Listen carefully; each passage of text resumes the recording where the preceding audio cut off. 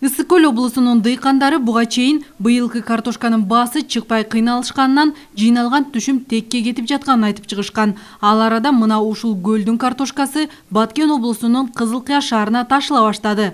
Элди арзан азык менен камсыздоо аракетин колго алган кала бийлиги атайын жүк ташуучу ишкерлер менен биргеликте иштеп жатат. Мунун натыйжасында Ысык Көлдөн картошка, пияз жүктөлүп келип сатылууда. Базар баасына караганда наркы кыйла арзан коюлган. Килограммы пияздыкы 16-18 сом болсо, картошка 21-22 сомдон бааланууда. Бул ирет ишкерлер 31 тонна картошка жана 3 тоннадан ашык пиязды алып келишкен. Ал арада кала башчысы Матрезерв тарабынан дагы май, кумшекер, ун базар баасынан арзан берилип жатканын билдирди.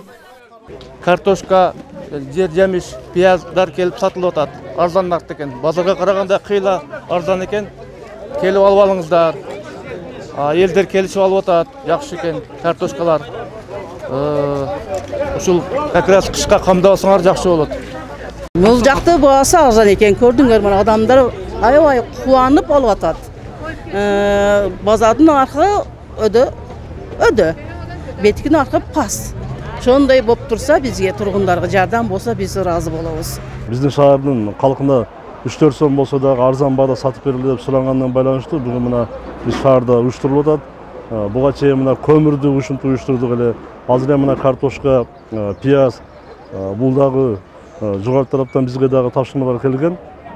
Шаардагы ушул бааларды туруктуу кармоо боюнча дагы элдерге ушул арзан баада жеткирүү максатында биз ушундай иштерди уюштуруп атабыз. Буюрса бул токтоп калбайт, бул башталышы.